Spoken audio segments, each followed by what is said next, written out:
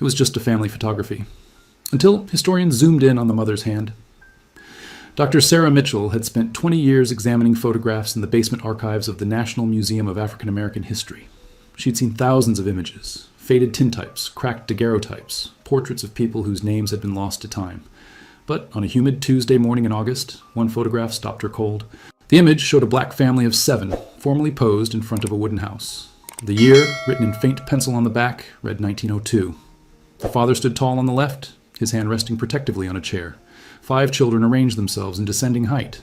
The oldest girl, maybe 16, wore a white dress with careful pleats. The youngest boy, no more than 4, clutched a wooden toy. And in the center sat the mother. She was the axis around which the family oriented. Her face was striking, high cheekbones, eyes that seemed to look directly through the camera lens and into Sarah's own.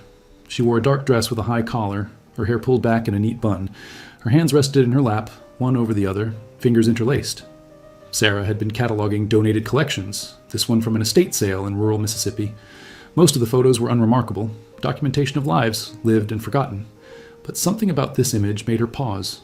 She couldn't say what exactly, just an instinct honed by years of looking, really looking at the faces of the past.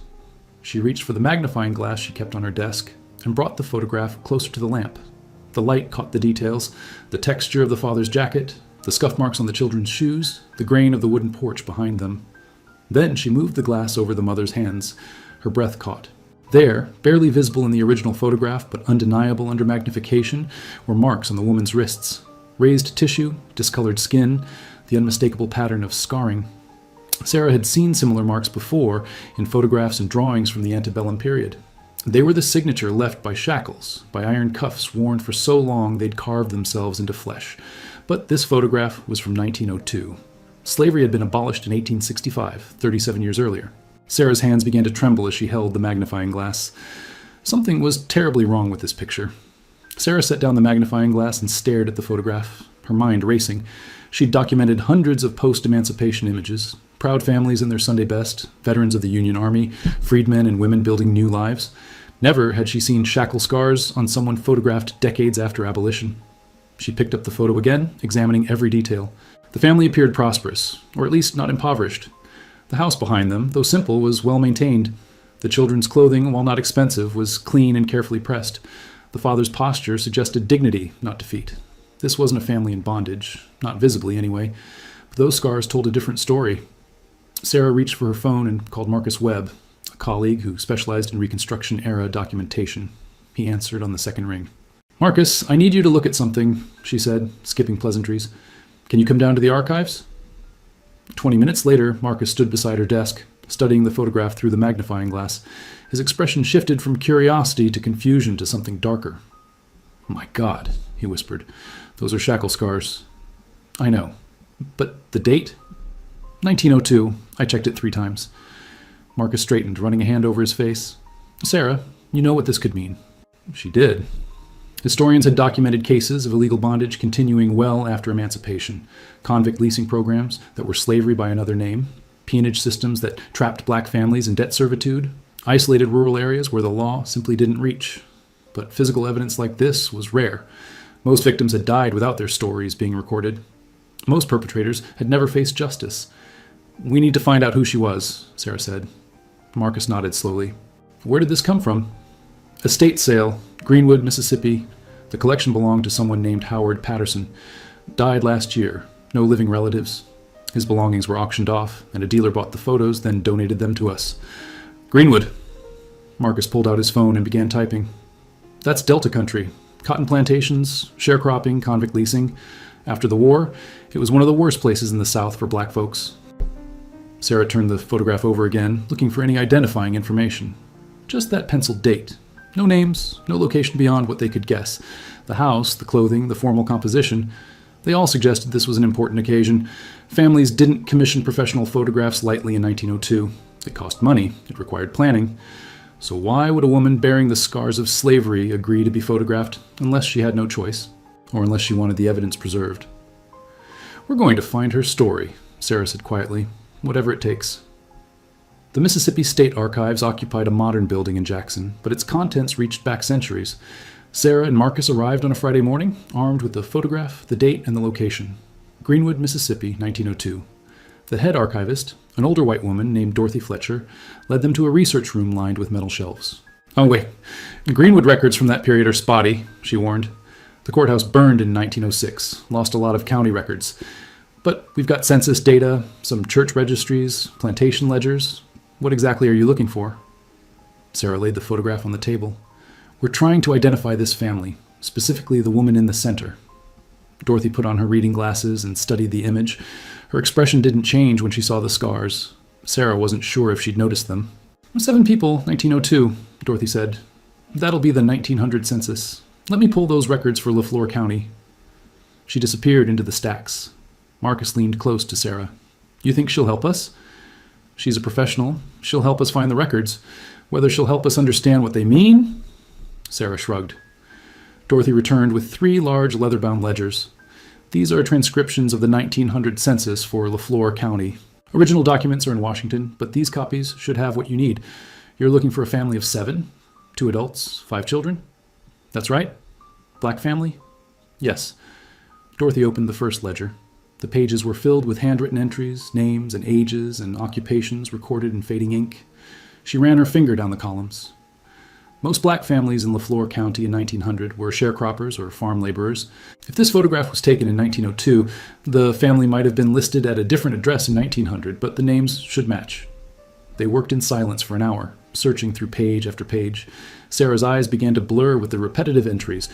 Jackson, Thomas, age 42, farmer. Wife, Mary, age 38. Children, Samuel, James, Ruth. Then Marcus said, "Wait." Sarah looked over his shoulder. He'd found an entry that made her pulse quicken. Thomas, William, age 35, farm laborer. Wife, Ruth, age 31. Children, Clara, age 15, James, age 13, Samuel, age 11, Mary, age 8, Joseph, age 3. 5 children. The ages matched the photograph almost exactly, accounting for 2 years' difference. William and Ruth Thomas. But it was the notation in the margin that made Sarah's breath catch. Written in different ink, added later, were 2 words. "Held illegally." Dorothy Fletcher leaned over Marcus's shoulder, her eyes narrowing behind her reading glasses. "That's unusual," she said slowly.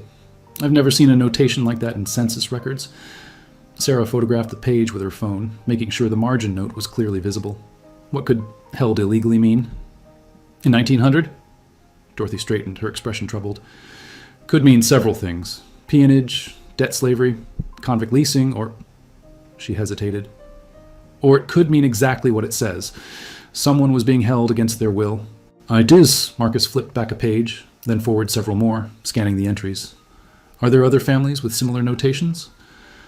"Not that I've seen in 40 years of working here," Dorothy admitted.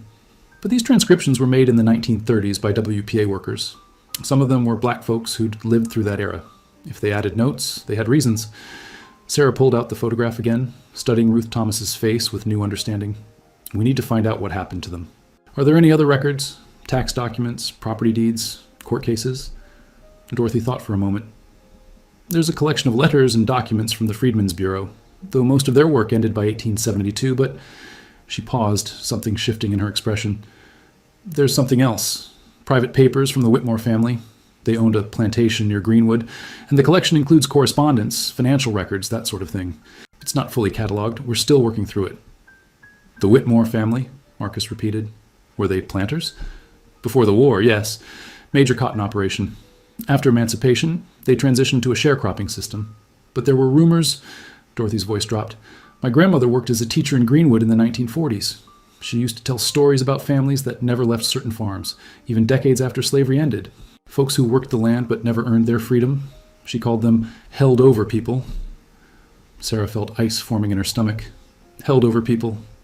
People who were supposed to be free but weren't. The Whitmores were one of the families mentioned in those stories. "Can we see those private papers?" Marcus asked. Dorothy nodded slowly. "Follow me."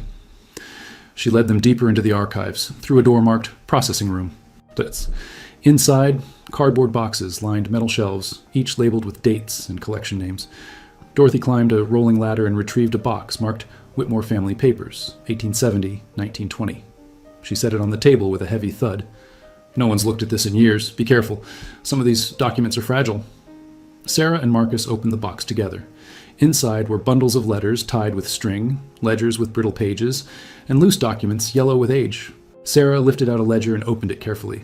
The entries were financial records, cotton sales, equipment purchases, and her heart sank, payments listed under labor accounts. Each account had a name, and beside each name a running tally of debts and credits that never seemed to balance. Near the bottom of one page, she found it. Thomas Ruth, balance owed $347, and beside it, in red ink, held pending payment. The ledger entry opened a door into darkness. Sarah and Marcus spread the Whitmore papers across the research table, sorting them by date. Dorothy brought them cotton gloves to protect the fragile documents and then quietly excused herself, as if sensing they needed space for what they were about to uncover. Marcus found the letters first. They were bundled together with twine, addressed to James Whitmore from various business associates, county officials, and family members. He untied the bundle carefully and began reading aloud. "This one's dated April 1898, he said. "Dear James, I trust you've resolved the situation with the labor shortage. My overseer tells me you found a solution to keep the Thomas woman on your property, despite her protestations. I've had similar success with the Davis family. As long as we control the commissary and the ledgers, these people have nowhere to go. The law is on our side. They owe us money, and until they pay, they stay." Sarah's hands clenched into fists. They were trapping them with debt. Marcus continued reading. Another letter, this one from July 1899. "The Thomas woman attempted to leave again last week. My men brought her back before she reached the county line. I've increased her debt by $50 for the trouble and cost of retrieval. Her husband understands the consequences if she tries again. The children are good workers, the oldest girl especially. They'll be useful for years yet." Sarah felt physically sick. She reached for another bundle of papers and found what appeared to be a contract. The heading read, "Labor Agreement between James Whitmore and William Thomas, January 1st, 1896. The terms were predatory. William Thomas had agreed to work Whitmore's land in exchange for housing, food, and supplies purchased from Whitmore's commissary. But the prices charged at the commissary were astronomical, triple what they'd be in town. And the contract stipulated that the Thomas family couldn't leave until their debt was paid in full. The fine print was even worse. In the event of attempted departure while debt remains outstanding, the undersigned agrees to compensate the landowner for losses incurred, including but not limited to cost of pursuit, lost labor, and damages to property and business reputation, such costs to be added to existing debt." It was a trap with no exit. "This is peonage," Marcus said, his voice tight with anger. "It was illegal, but sheriffs and judges looked the other way. Hell, sometimes they were in on it." Sarah kept searching through the papers. She found bills of sale for supplies supposedly provided to the Thomas family. Flour, cornmeal, fabric, tools. The prices were absurd. A sack of flour that would cost 50 cents in town was listed at $3. A pair of work boots, $10, and every purchase was added to their debt. Then she found something that made her stop breathing. A letter dated November 1901 from James Whitmore to a man named Samuel Reed, who identified himself as a U.S. Deputy Marshal. "Deputy Reed," Sarah read aloud, her voice shaking. "I write to inform you that I am holding a Negro woman named Ruth Thomas on my property. She claims to have been freed by the Emancipation Proclamation, but I have legal documents proving she owes me substantial money. She bears marks from her previous condition. Shackles, she says, from before the war. I keep her contained for her own protection and to ensure debt payment. Her family works my land. If you have concerns, I invite you to inspect my operation. You'll find everything in legal order." "My God," Marcus whispered. "Ruth was enslaved before the war. She still bore the scars. And after emancipation, Whitmore trapped her family in debt bondage." Sarah's eyes burned with tears she refused to let fall. Ruth Thomas had survived slavery, survived the war, survived emancipation, only to find herself trapped again, this time by contracts and ledgers instead of chains. But there was still no explanation for the photograph. Why would Ruth Thomas sit for a formal portrait while being held illegally? The answer came in the next letter Sarah opened. And it changed everything. The letter was different from the others, shorter, written in hurried script on cheaper paper. It was dated March 1902 and addressed to James Whitmore from a photographer named Albert Shaw in Memphis, Tennessee. "Mr. Whitmore," Sarah read, "per your request, I will arrive in Greenwood on April 12th to photograph your property and laborers for your business records. My fee remains $25 for a day's work, including up to 12 photographs. I will bring my equipment by train. Please arrange transport from the station." Marcus looked up sharply. Whitmore commissioned the photograph. "For business records," Sarah said, understanding dawning. He was documenting his laborers, his property essentially, proof of his workforce for investors or partners. But that doesn't explain why Ruth would sit for it. Unless, Marcus trailed off thinking, unless she wanted to be photographed, evidence. proof of what was being done to her. They kept searching. The next document was a torn piece of paper, crumpled and smoothed out again, covered in different handwriting, rougher, less educated, but clear enough to read. It appeared to be a draft of a letter never sent, found among Whitmore's papers. Marcus read it aloud. My name is Ruth Thomas. I was born into slavery in 1869 in Alabama. I was freed by law in 1865, but I was only a child and didn't understand. My mother died when I was 12. I married William Thomas in 1884. We came to Mississippi looking for land to sharecrop. Mr. James Whitmore told us we could work his land and save money to buy our own place. That was a lie. He keeps us here. He says we owe him money we can never repay. He knows I bear the marks of slavery. He has seen the scars on my wrists from when I was a child. He uses this as proof that I was his property before the war, though I never belonged to his family. When I try to leave, his men bring me back. My children work his fields. We are not free. This is slavery by another name. Someone must know. Someone must help us. If you find this, please... The letter ended there, incomplete. Sarah's hands trembled as she held the fragile paper. She was trying to document her situation. She was trying to get word out. They searched more frantically now, looking for what happened next. The answer came in a county sheriff's report dated June 1902, filed among Whitmore's papers, perhaps kept as proof of his complaint. The report stated that William Thomas had been arrested for theft of property from James Whitmore's plantation. The property in question: 1 mule, 2 sacks of seed corn, various tools, and cash money totaling $14. William Thomas was sentenced to 6 months hard labor on a county work gang. They arrested the husband, Marcus said, probably trumped up charges to punish the family for Ruth's resistance. But attached to the sheriff's report was something unexpected. A second report, dated July 1902, from a federal investigator named Thomas Morrison, sent by the Justice Department to investigate claims of peonage in Mississippi. Morrison's report read, I interviewed the Thomas family on July 8, 1902. The woman, Ruth Thomas, showed me marks on her wrists consistent with restraints. She stated she and her family were being held against their will by James Whitmore through an illegal debt bondage system. Her husband had been arrested on questionable charges. I found evidence of predatory contracts and inflated commissary prices. I'm recommending federal prosecution of James Whitmore for violations of the Peonage Abolition Act of 1867. A federal investigator, Sarah breathed. Someone came. But the next document was a letter from a Justice Department official in Washington, dated September 1902. Investigation closed due to lack of sufficient evidence and local resistance to federal intervention. No prosecution recommended. They'd come so close. Someone had listened, someone had tried to help, but it hadn't been enough. Sarah sat back in her chair, the weight of the story pressing down on her. They had fragments. The census notation, the ledgers, the letters, the failed investigation, but they still didn't know how the story ended. What happened to Ruth Thomas and her family? Dorothy Fletcher returned to the research room carrying a thin folder. I thought of something, she said. We have a collection of newspaper clippings from the Greenwood Commonwealth, 1900 to 1910. If there was a federal investigation, even if it failed, sometimes local papers reported on it, especially if they wanted to spin the story their way. She opened the folder and spread out yellowed newspaper clippings, each one carefully preserved in plastic sleeves. Most were mundane: advertisements, obituaries, reports of cotton prices. But then Sarah saw it. A small article dated October 1902, headline reading, Local Farmer Cleared of Peonage Claims.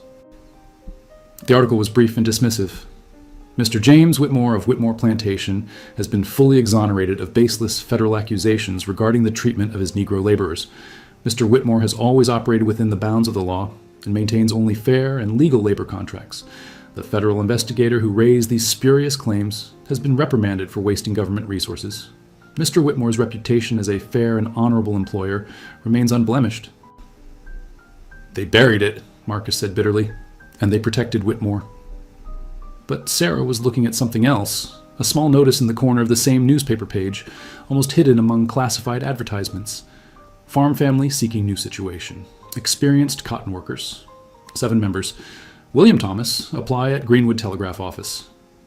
Her heart began to race. They got out.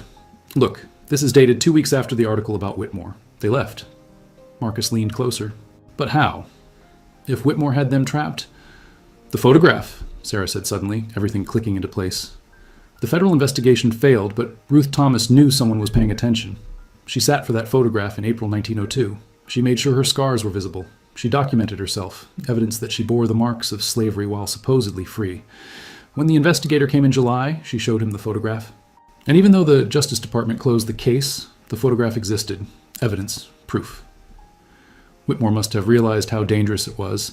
If that photograph got into the wrong hands, if it reached newspapers in the North, if it sparked renewed federal attention, he could face real consequences. So he let them go. Dorothy was nodding slowly. It makes sense. By 1902, there was growing national attention on peonage in the South. The progressives were pushing for reform. One photograph like that, showing a woman with shackle scars decades after emancipation, could have destroyed him. Sarah held up the photograph again, looking at Ruth Thomas's face with new understanding. She saw it now, the defiance in her eyes, the way she'd positioned her hands deliberately in her lap, wrists exposed. Ruth Thomas hadn't just sat for this photograph. She'd weaponized it. She saved her family, Sarah whispered. But where did they go? Marcus asked. The telegraph office notice was the thread they pulled next. If the Thomas family had left Greenwood in October 1902, there should be a trail. Census records, land deeds, church registries, something to show where they'd resettled. Dorothy helped them search through records from neighboring counties, then expanding outward across Mississippi. Nothing. The Thomas family seemed to have vanished from official records after 1902. It's not unusual, Dorothy explained. Black families who fled peonage situations often changed their names or moved far away to avoid being tracked down. Plantation owners sometimes sent men after escaped laborers, claiming they'd stolen property or owed debts. So they might not be Thomas anymore, Marcus said. Sarah felt frustration building. They'd come so far, uncovered so much, but the story still had no ending. What happened to Ruth? To William? To their 5 children? Clara, James, Samuel, Mary, Joseph? Then Marcus had an idea. The photograph. Where did it come from?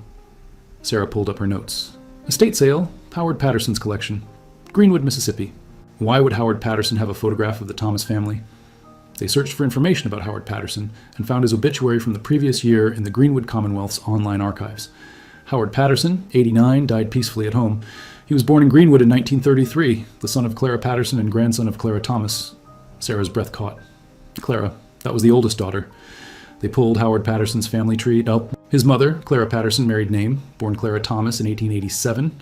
Originally from Greenwood, moved to Memphis in 1902, married Albert Patterson in 1905. Albert Patterson, Marcus said slowly. Wait, Albert Shaw, the photographer. Did she change his name, or... They searched further and found the answer in a Memphis City directory from 1910. Albert Shaw, photographer, also known as Albert Patterson, following marriage to Clara Thomas in 1905. She married the photographer, Sarah said, amazed. The man who took the photograph that saved her family? The pieces fell into place rapidly after that. They found Albert Shaw's business records donated to the Memphis Public Library. In his journals, dated April 1902, he had written about his trip to Greenwood. Commissioned by James Whitmore to photograph his property and workers. Uncomfortable situation. The family seemed frightened. The woman in the center had terrible scars on her wrists. I felt I was documenting something wrong. Made 2 copies of the photograph. One for Whitmore, one I kept. Couldn't say why at the time, just felt I should. Later entries told the rest. July 1902. Received unexpected visit from federal investigator asking about photographs I'd taken in Greenwood. Provided my copy of the Thomas family portrait. He said it was evidence of illegal bondage. I'm glad I kept it. And finally, October 1902. The Thomas family arrived in Memphis today. They fled Greenwood. The oldest daughter, Clara, is 16, bright and strong like her mother. Her family is staying temporarily at the Freedmen's Aid Society shelter. I've offered to help them find work. 3 years later, Albert Shaw married Clara Thomas. They had 3 children. Clara lived until 1968, long enough to see the Civil Rights Act passed. Long enough to tell her grandson Howard about the photograph that saved her family. Sarah knew what she had to do next. If Howard Patterson had died only a year ago, there might be other family members still living, descendants of Ruth Thomas who didn't know their ancestors' full story. She contacted the law firm that had handled Patterson's estate sale. After explaining her research, they connected her with Patterson's daughter, Diane Mitchell, who lived in Atlanta. 2 weeks later, Sarah and Marcus sat in Diane Mitchell's living room. She was in her early 60s, a retired schoolteacher with her grandmother Clara's strong features and direct gaze. I knew about the photograph, Diane said, holding the image carefully. My father kept it in a frame on his desk his whole life. He said it was the most important thing our family owned, but he never told me why, just that it was our history. Sarah laid out everything they'd found. The census records, Whitmore's ledgers, the letters, the investigation reports, Albert Shaw's journals. Diane's eyes filled with tears as she listened. My great-great-grandmother was held as a slave, even after emancipation. Yes, but she fought back. She documented what was being done to her family. When the federal investigator came, she had evidence ready. And even though the investigation was closed, The photograph she'd sat for, deliberately showing her scars, was powerful enough that Whitmore let them go rather than risk it becoming public. "She saved them," Diane whispered, looking down at Ruth Thomas's face in the photograph. "She was incredibly brave," Marcus added, "and smart. She understood that evidence matters, that documentation matters. In a system designed to keep her voiceless, she made sure there would be proof." Diane wiped her eyes. "What happened to them after they left?" Sarah shared what they'd found. The Thomas family had settled in Memphis, lived in a Freedmen's Aid Society boarding house for 2 years, while William found work as a carpenter and Ruth worked as a seamstress. Clara met and married Albert Shaw. The other children grew up, married, had families of their own. Ruth and William lived long enough to see their grandchildren born. Ruth died in 1928, William in 1931. "They built a good life," Sarah said. "After everything they survived, they built something real and lasting." Diane was quiet for a long moment, studying the photograph. Then she said, "There are others, aren't there? Other families who were trapped like my ancestors? Other stories that were never told?" "Yes," Sarah said honestly. "Peonage continued well into the 1940s in some places. Most victims never had the chance to document what happened to them. Most perpetrators never faced justice." "Oh, then we have to tell this story," Diane said firmly. "My great-great-grandmother sat for this photograph, so there would be evidence. We owe it to her to make sure people know." Sarah nodded. "That's why we're here.